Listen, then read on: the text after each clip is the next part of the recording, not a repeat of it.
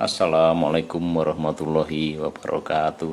Monggo para sedulur deres doanipun Nabi Yusuf ketika dicemplungkan ke dalam sumur oleh saudara-saudaranya. Bismillahirrahmanirrahim. An Ibnu Umar radhiyallahu anhuma, dari Ibnu Umar radhiyallahu anhuma, qala berkata, qala bersabda, siapa Rasulullah sallallahu alaihi wasallam lama tatkala ulkiya dicemplungkan siapa Nabi Yusuf fil jubi ke dalam sumur, ata datang hu padanya sopo Jibril, malaikat Jibril alaihissalam. Ketika Nabi Yusuf dicemplungkan ke dalam sumur, beliau dihampiri oleh malaikat Jibril. Fakola, maka berkata malaikat Jibril lahu padanya, ya gulam wahai cah ganteng, budak kasep, bocah ganteng, man siapa alkoka yang mencemplungkan padamu fi hadal jubi ke dalam ini sumur. Siapa yang mencemplungkanmu ke dalam sumur? Bocah gantengnya kayak ngene kok dicemplungkan ke dalam sumur. Kalau berkata Nabi Yusuf, ikhwati, saudara-saudara saya. Kalau berkata malaikat, walima karena apa? Kalau berkata Nabi Yusuf, lima wadati abi iyaya, karena kasih sayangnya ayah saya kepada saya. Kasatuni, mereka iri ini pada saya. Akhirnya mereka berupaya membuang saya dicemplungkan ke dalam sumur ini. Kala berkata malaikat Jibril, turidu, apakah engkau menghendaki al-khuruju keluar min hahuna dari sumur ini? Kala berkata Nabi Yusuf, dzaka yang demikian itu ila Yakub, saya serahkan kepada Tuhannya Yakub.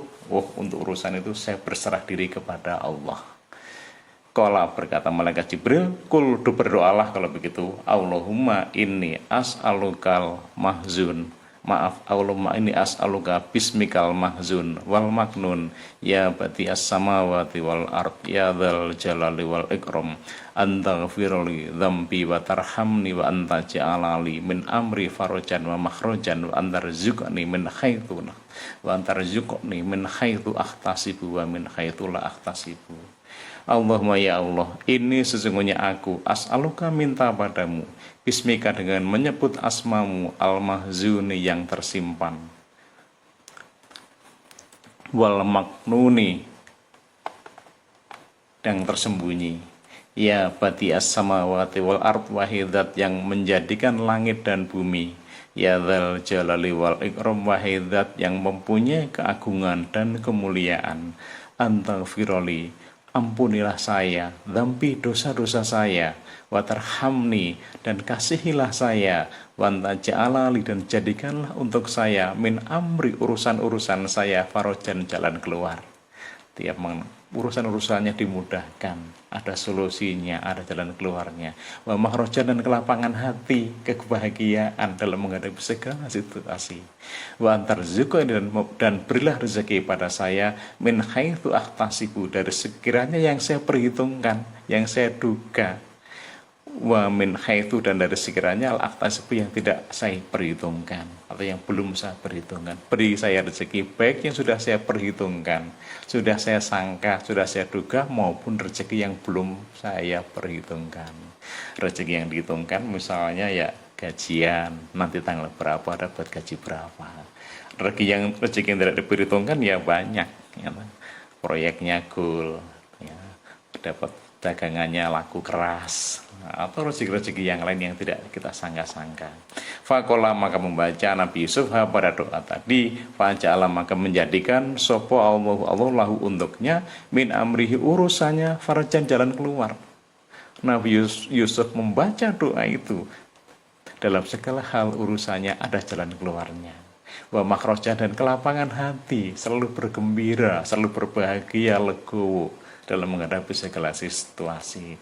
Wa rozaqahu, dan Allah memberi rezeki padanya Malaka Misri, sebagai raja Mesir di kemudian hari, min haitsu, dari sekiranya layak tasib, yang dia tidak perhitungkan, nggak dia duga, nggak dia sangka, nggak dia bayangkan dulunya, gitu. dia malah dibuang oleh saudaranya. Ternyata di kemudian hari Nabi Yusuf menjadi raja Mesir.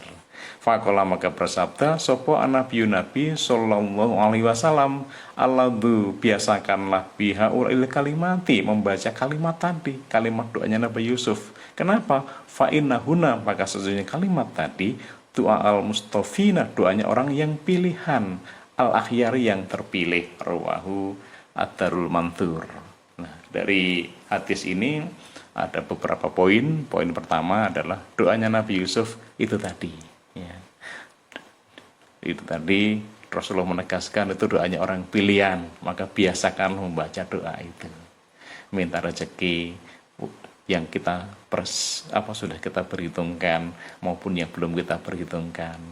Minta diampuni dosa-dosanya, minta dikasihi, urusannya dimudahkan, selalu diberi kebahagiaan. Nah, poin yang kedua adalah Nabi Yusuf mencontohkan di mana beliau menghadapi sebuah situasi yang sangat sulit.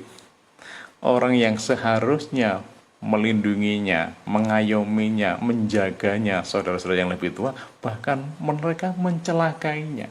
Puncaknya mereka membunuh, dan ternyata mereka memilih opsi yang kedua, tidak dibunuh tetapi dibuang Nabi Yusuf, dibuang ke dalam sumur. Terus ternyata dibuangannya Nabi Yusuf ke dalam sumur, dihilangkannya Nabi Yusuf tadi, di jalan Allah memberikan kemuliaan. Nabi Yusuf sabar menghadapi situasi sulit seperti itu, ketidakadilan, keterpurukan, penderitaan. Nabi Yusuf sabar, selalu bergembira dan berdoa. Ternyata itu jalan Allah memberi kemuliaan Nabi Yusuf di kemudian hari. Nabi Yusuf ditemukan oleh saudagar, dibawa ke Mesir, dijual sebagai budak, dibeli oleh Raja Mesir, dan di kemudian hari beliau menjadi Raja Mesir. Ada kalanya kita mengalami sebuah situasi seperti itu mungkin. Nah, jalan keluarnya seperti yang dialami contohnya Nabi Yusuf, selalu sabar, husnudzon, yakin rencana Allah buat kita itu indah. Ya, meskipun melalui sebuah keterpurukan tadi, ternyata keterpurukan tadi menuju kemuliaan di kemudian hari. Yaitu kesimpulannya, apabila menghadapi sebuah situasi sulit, selalulah husnudzon. Mungkin kita merasa itu enggak adil, itu harusnya tidak terjadi. Kenapa saya harus mengalami hal seperti ini? Nah, situasi seperti itu husnudzon, sabar, husnudzon, banyak doa, yakin pertolongannya Allah, insya Allah seperti yang dialami oleh Nabi Yusuf tadi. Gini bangke, muga-muga Allah paring manfaat dan barokah. Santen persan klopo cekap semanten atur kawula. Wassalamualaikum warahmatullahi wabarakatuh.